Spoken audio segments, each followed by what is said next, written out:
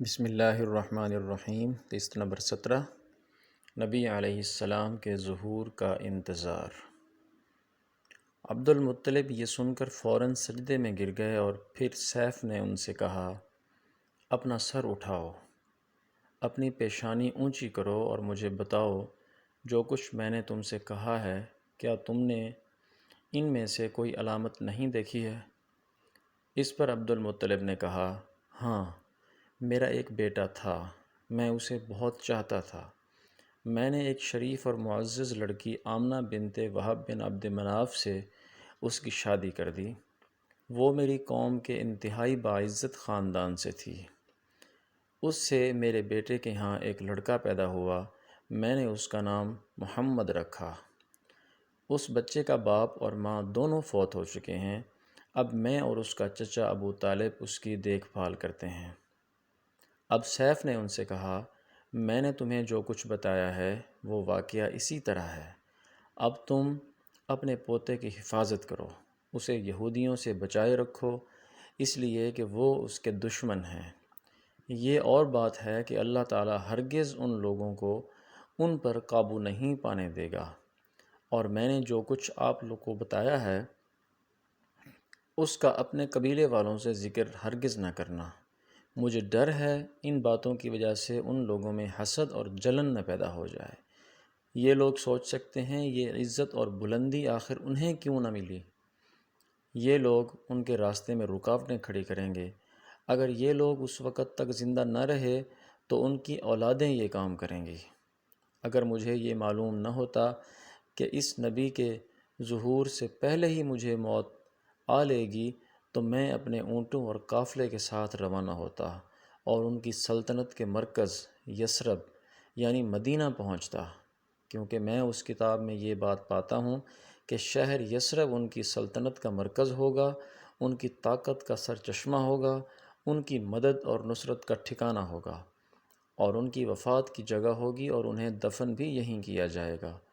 اور ہماری کتاب پچھلے علوم سے بھری پڑی ہے۔ مجھے پتہ ہے اگر میں اس وقت ان کی عظمت کا اعلان کروں تو خود ان کے لیے اور میرے لیے خطرات پیدا ہو جائیں گے۔ یہ ڈر نہ ہوتا تو میں اسی وقت ان کے بارے میں یہ تمام باتیں سب کو بتا دیتا، عربوں کے سامنے ان کی سربلندی اور اونچے رتبے کی داستانیں سنا دیتا، لیکن میں نے یہ راز تمہیں بتایا ہے، تمہارے ساتھیوں میں سے بھی کسی کو نہیں بتایا۔ اس کے بعد اس نے عبد المطلب کے ساتھیوں کو بلایا، ان میں سے ہر ایک کو 10 حبشی غلام، 10 حبشی باندیاں اور دھاری دار یمنی چادریں، بڑی مقدار میں سونا اور چاندی، 100 اونٹ اور عنبر کے ڈبے دیے۔ پھر عبد المطلب کو اس سے 10 گنا زیادہ دیا اور بولا، سال گزرنے پر میرے پاس ان کی خبر لے کر آنا اور ان کے حالات بتانا۔ سال گزرنے سے پہلے ہی اس بادشاہ کا انتقال ہو گیا۔ عبد المطلب اکثر اس بادشاہ کا ذکر کیا کرتے تھے۔ آپ صلی اللہ علیہ وسلم کی عمر مبارک 8 سال کی ہوئی تو عبد المطلب کا انتقال ہو گیا۔ اس طرح ایک عظیم سرپرست کا ساتھ چھوٹ گیا۔ اس وقت عبد المطلب کی عمر 95 سال تھی۔ تاریخ کی بعض کتابوں میں ان کی عمر اس سے بھی زیادہ لکھی ہے۔ جس وقت عبد المطلب کا انتقال ہوا، آپ ان کی چارپائی کے پاس موجود تھے۔ آپ رونے لگے۔ عبد المطلب کو حجون کے مقام پر ان کے دادا قصی کے پاس دفن کیا گیا۔ انتقال سے پہلے انہوں نے نبی کریم صلی اللہ علیہ وسلم کو اپنے بیٹے ابو طالب کے حوالے کیا۔ ابو طالب آپ صلی اللہ علیہ وسلم کے نگران ہوئے۔ انہیں بھی آپ صلی اللہ علیہ وسلم سے بے تحاشا محبت تھی۔ ان کے بھائی عباس اور زبیر بھی آپ صلی اللہ علیہ وسلم کا بہت زیادہ خیال رکھتے تھے۔ پھر زبیر بھی انتقال کر گئے تو آپ کی نگرانی آپ کے چچا ابو طالب ہی کرتے رہے۔ انہیں بھی نبی کریم صلی اللہ علیہ وسلم سے بہت محبت تھی۔ جب انہوں نے آپ کی برکات دیکھیں، معجزے دیکھے تو ان کی محبت میں اور اضافہ ہو گیا۔ یہ مالی اعتبار سے کمزور تھے۔ 2 وقت سارے گھرانے کو پیٹ بھر کر کھانا نہیں ملتا تھا، لیکن جب نبی کریم صلی اللہ علیہ وسلم ان کے ساتھ کھاتے تو تھوڑا کھانا بھی ان سب کے لیے کافی ہو جاتا۔ سب کے پیٹ بھر جاتے۔ اسی لیے جب دوپہر یا رات کے وقت کا کھانا ہوتا اور سب دسترخوان پر بیٹھتے تو ابو طالب ان سے کہتے، ابھی کھانا شروع نہ کرو، میرا بیٹا آ جائے پھر شروع کرنا۔ پھر آپ صلی اللہ علیہ وسلم تشریف لے آتے اور ان کے ساتھ بیٹھ جاتے۔ آپ صلی اللہ علیہ وسلم کی برکت اس طرح ظاہر ہوتی کہ سب کے سب سیر ہو جاتے اور اس کے بعد بھی کھانا بچ جاتا۔ اگر دودھ ہوتا تو پہلے نبی کریم صلی اللہ علیہ وسلم کو پینے کے لیے دیا جاتا، پھر ابو طالب کے بیٹے پیتے، یہاں تک کہ ایک ہی پیالے سے سب کے سب دودھ پی لیتے، خوب سیر ہو جاتے اور دودھ پھر بھی بچ جاتا۔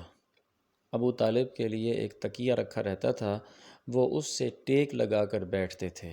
رسول اللہ صلی اللہ علیہ وسلم تشریف لاتے تو آ کر سیدھے اس تکیے کے ساتھ بیٹھ جاتے۔ یہ دیکھ کر ابو طالب کہتے، میرے بیٹے کو اپنے بلند مرتبے کا احساس ہے۔ ایک بار مکہ میں قحط پڑ گیا، بارش بالکل نہ ہوئی، لوگ ایک دوسرے سے کہتے تھے، لات اور عزیٰ سے بارش کی دعا کرو۔ لات اور عزیٰ دو بڑے بتوں کے نام ہیں۔ کچھ کہتے تھے تیسرے بڑے بت منات پر بھروسہ کرو۔ اسی دوران ایک بوڑھے نے کہا، تم حق اور سچائی سے بھاگ رہے ہو، تم میں ابراہیم علیہ السلام اور اسماعیل علیہ السلام کی نشانی موجود ہے، تم اسے چھوڑ کر غلط راستے پر کیوں جا رہے ہو؟ اس پر لوگوں نے ان سے کہا، کیا آپ کی مراد ابو طالب سے ہے؟ اس بوڑھے نے جواب میں کہا، ہاں، میں یہی کہنا چاہتا ہوں۔ اب سب لوگ ابو طالب کے گھر کی طرف چلے۔ وہاں پہنچ کر انہوں نے دروازے پر دستک دی تو ایک خوبصورت آدمی باہر آیا۔ اس نے تہبند لپیٹ رکھا تھا۔ سب لوگ اس کی طرف بڑھے اور بولے، اے ابو طالب، وادی میں قحط پڑا ہے، بچے بھوکے مر رہے ہیں، اس لیے آؤ اور ہمارے لیے بارش کی دعا کرو۔ چنانچہ ابو طالب باہر آئے، ان کے ساتھ رسول اللہ صلی اللہ علیہ وسلم بھی تھے۔ آپ صلی اللہ علیہ وسلم ایسے لگ رہے تھے جیسے اندھیرے میں سورج نکل آیا ہو۔ ابو طالب کے ساتھ اور بھی بچے تھے، لیکن انہوں نے آپ ہی کا بازو پکڑا ہوا تھا۔ اس کے بعد ابو طالب نے آپ صلی اللہ علیہ وسلم کی انگلی پکڑ کر کعبے کا طواف کیا۔ یہ طواف کر رہے تھے اور دوسرے لوگ آسمان کی طرف نظر اٹھا اٹھا کر دیکھ رہے تھے، جہاں بادل کا ایک بھی ٹکڑا نہیں تھا۔ لیکن پھر اچانک ہر طرف سے بادل گھر گھر کر آنے لگے۔ اس قدر زوردار بارش ہوئی کہ شہر اور جنگل سیراب ہو گئے۔ ابو طالب ایک بار ذی المجاز کے میلے میں گئے۔ یہ جگہ عرفات سے تقریباً 8 کلومیٹر دور ہے۔ ان کے ساتھ رسول اللہ صلی اللہ علیہ وسلم بھی تھے۔ ایسے میں ابو طالب کو پیاس محسوس ہوئی۔ انہوں نے اپنے بیٹے سے کہا، یعنی نبی پاک صلی اللہ علیہ وسلم سے کہا، بھتیجے، مجھے پیاس لگی ہے۔ یہ بات انہوں نے اس لیے نہیں کہی تھی کہ آپ صلی اللہ علیہ وسلم کے پاس پانی تھا، بلکہ اپنی بے چینی ظاہر کرنے کے لیے کہی تھی۔ چچا کی بات سن کر آپ صلی اللہ علیہ وسلم فوراً سواری سے اترے اور بولے، چچا جان، آپ کو پیاس لگی ہے؟ انہوں نے کہا، ہاں بھتیجے، پیاس لگی ہے۔ یہ سنتے ہی آپ صلی اللہ علیہ وسلم نے ایک پتھر پر اپنا پاؤں مارا۔ سیرت کا یہ خوبصورت سلسلہ جاری ہے۔ آپ سے گزارش ہے کہ چینل کو سبسکرائب کریں، ویڈیو کو لائک اور شیئر کریں۔ جزاک اللہ۔